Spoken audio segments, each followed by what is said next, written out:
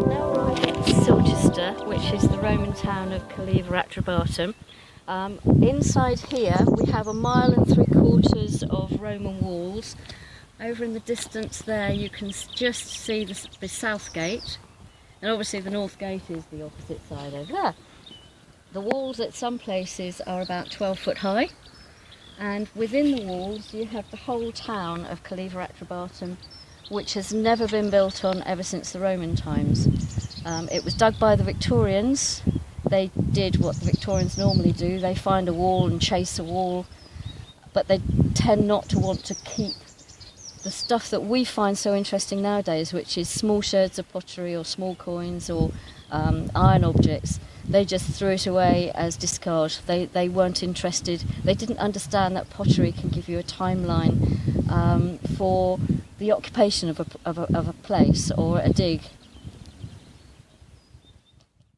The amphitheatre adjacent to Calleva Atrebatum. It's just outside the walls.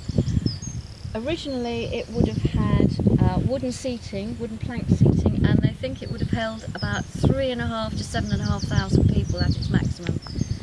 It wouldn't have been the sort of amphitheatre where you would have had wild animals coming in here, lions and tigers, etc. But it's where they would have just had games. So they would have been wrestling, racing, all sorts of things that the Romans used to do for their games. The students of Reading University have recently used it for what we used to call ultimate frisbee fights. So therefore carrying on the Roman idea of combat. North gate of Calleva Atrebatum. Behind me would have been a gatehouse and a large tower with the gate going through into Calleva.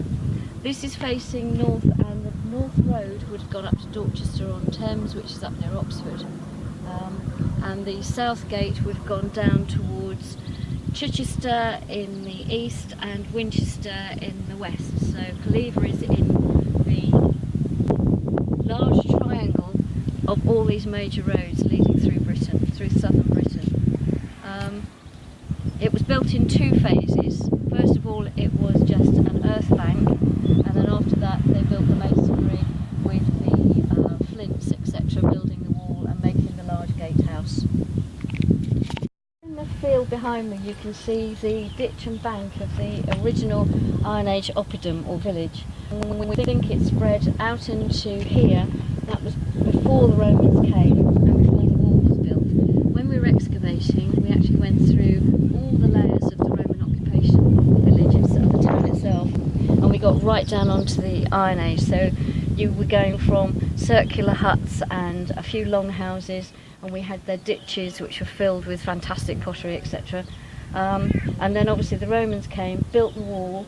Outside the wall was just left, just as a ditch and a bank, but inside they then started building their town on top of the Iron Age origins of Calleva. To the south gate, and you can see how they've actually constructed the wall itself. So you have the herringbone pattern at the bottom making the foundations, then you have a layer of flint, then above that you have a levelling layer, before you then do another layer of flint, and it goes so on all the way up the wall.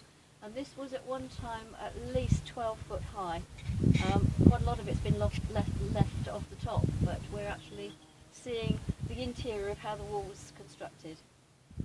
The walls are mainly made of flint, which is pure silica and was laid down under the sea millions of years ago. The flint has a softer outer surface, which is called the cortex, and then the inner is where you have the flint tools, and the purer it is, the blacker the flints are, the less impurities. If it's next to something when it was being laid down or in past times, it will take on the colour of anything that it was near, so hence this has got a lot of iron in it, so it was probably next to iron pan, etc. And the whiter it is, the closer it obviously was to something that was chalk. You also find lots and lots of fossils inside flint. And I can't actually see any. Oh yes, yes, we've got some. Flip it over. Yeah. That. Up there. Yes, there's some flints here. and some fossils. And this is in the sandstone that also helps make part of the wall. So you've got the sandstone here, and then you've got the flints.